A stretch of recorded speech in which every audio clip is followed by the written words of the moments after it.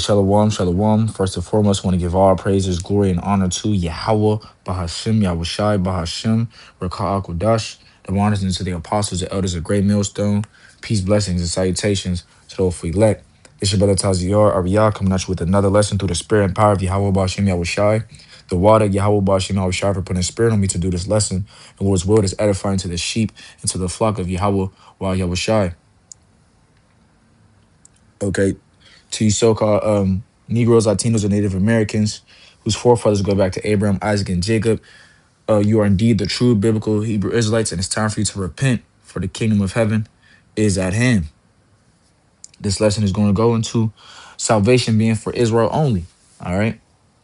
Now, this is let's start off with this. This is Isaiah chapter 45 and verse 17. It says, "But Israel shall be saved in the Lord with an everlasting salvation. Ye shall not be ashamed nor confounded. Ye shall not be ashamed nor confounded world without end."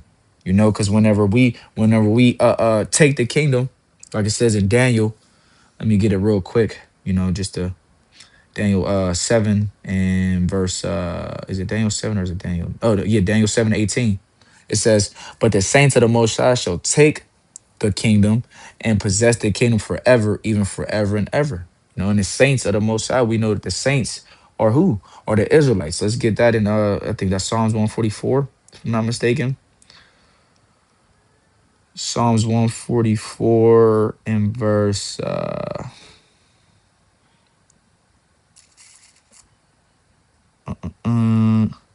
or is it Psalms 148? Hold on. Hold on. Bear with me, Babakar Shah, real quick.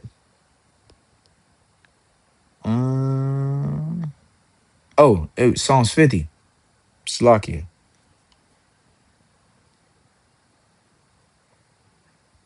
Yeah. Psalms 50. Salakia. I don't know why I said Psalms 144. It says, "Gather my saints together unto me, those that have made a covenant with me by sacrifice.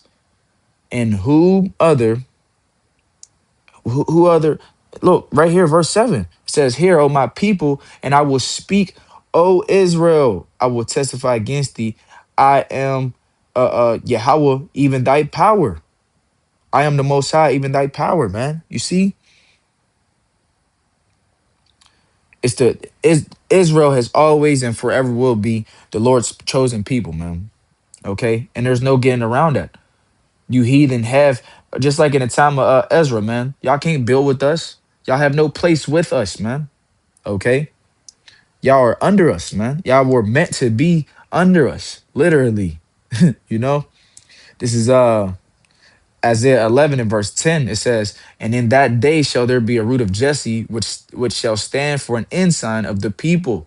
To it shall the Gentiles seek, and his rest shall be glorious." And that's not talking about the true strangers, the actual heathen. No, that's talking about the Israelite foreigners, man. The Israelites who have been raised up in heathen customs, man, who call themselves after these different heathen names, man, like American, like you know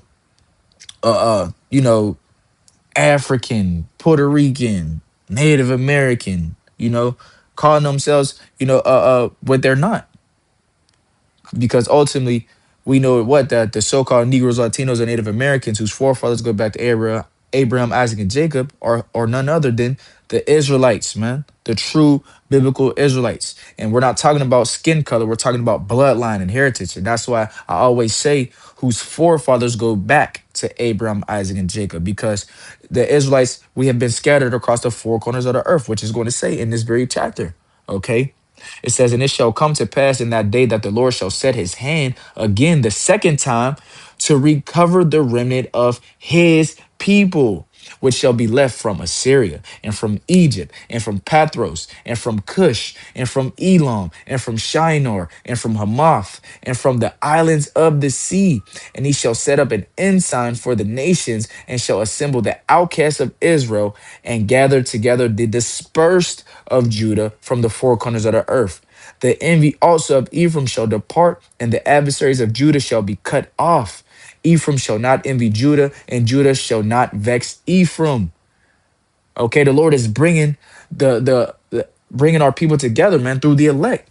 Okay, it says, but they shall fly upon the shoulders of the Philistines toward the west. They shall spoil themselves. They shall spoil them of the east together. They shall lay their hand upon Edom and Moab, and the children of Ammon shall obey them. And the Lord shall utterly destroy the tongue of the Egyptian sea, and with his mighty wind shall he shake his hand over the river, and shall smite it in the seven streams, and make men go over dry shod. It says, and there shall be an highway for the remnant of his people, which shall be left from Assyria, like as it was to Israel in the day that he came out of the land of Egypt, man. This place is going to be destroyed. And guess what? The elect are the ones that are going to be saved, man. And guess what? The elect, that remnant, those are Israelites. Those are Israelites. When you read Revelation 7, when it talks about the 12,000 from this tribe, the 12,000 from that tribe, those are all Israelites, man. Okay?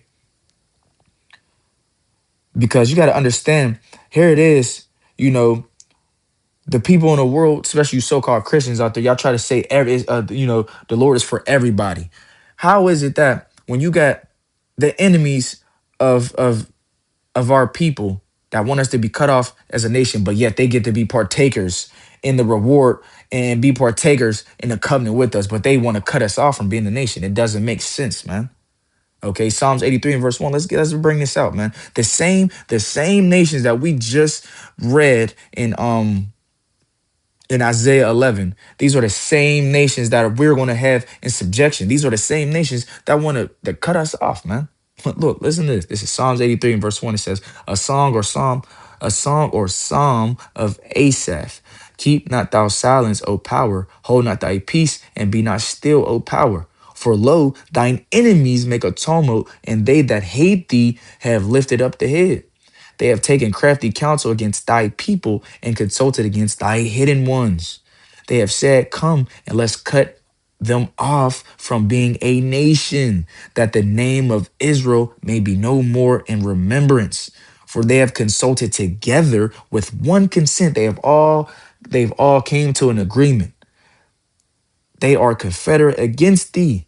And this names all the other nations, man, starting with none other than Esau, Edom. And then you see the Ishmaelites, the Moabs, the Hargarenes. It talks about Ammon. It talks about Ham, the inhabitants of Tyre. These are all our enemies, man. But yet you think that y'all could be a part of our kingdom? Y'all think y'all gonna have rulership? Y'all think y'all gonna be able to receive the reward that's waiting upon the elect and the rest of our people in the kingdom? Because in the kingdom, all of Israel will be saved. You think y'all gonna have some power and rulership in the kingdom? Absolutely not. Y'all can't be a part of, you can't repent for something that you was never a part of. You can't be adopted back into something that you were never a part of. Okay? It's that simple. Okay, this is Psalms 147 and verse 19. It says, he showeth his word unto Jacob, his statutes and his judgments unto Israel. This is Israel 101. It says, he have not dealt so with any nation, and as for his judgments, they have not known them. Praise ye Yahweh Bashem Yahushai. And that has not changed.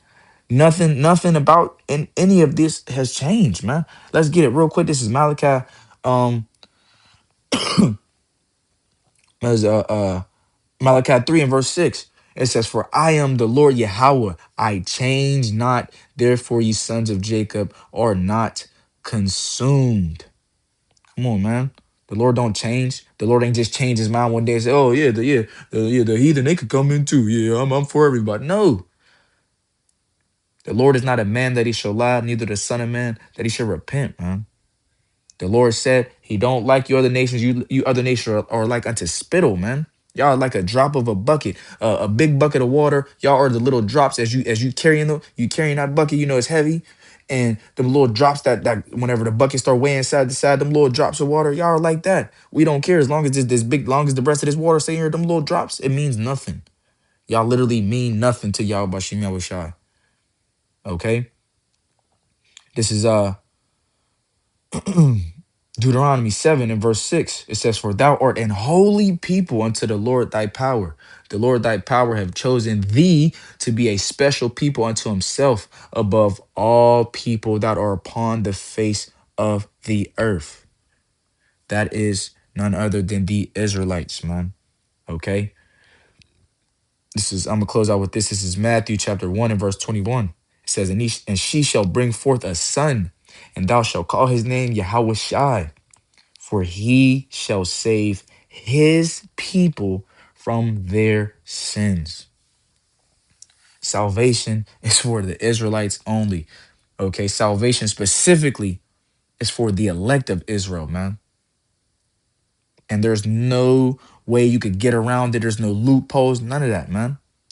For the words are faithful and true, man, of Yahweh Bashem Yahweh Shai, and they will come to pass. Like it says in Habakkuk chapter 2, verse 3. For it is yet for an appointed time, but at the end it shall speak and not lie. Though it tarry, wait for it, because it will surely come. It will not tarry. These scriptures will come to pass, and it will accomplish that where the Lord sent it, man. The Lord already has it written, and guess what? We're watching everything manifest before our very eyes, man. So, Jake, it will behoove you to repent, for the kingdom of heaven is at hand, man. So with that, Lord's word, this is edifying and straight to the point. I want to give all praises, glory, and honor to Yahweh, Bahashim, Yahushai, Bahashim, Rakah, Kodash, the honors and to the apostles and elders of Great Millstone. Peace, blessings, and salutations to those who elect. This is your brother Taziar Ariyah. Till next time, I want to say Shalom, Wa Abba Baba, Shalom.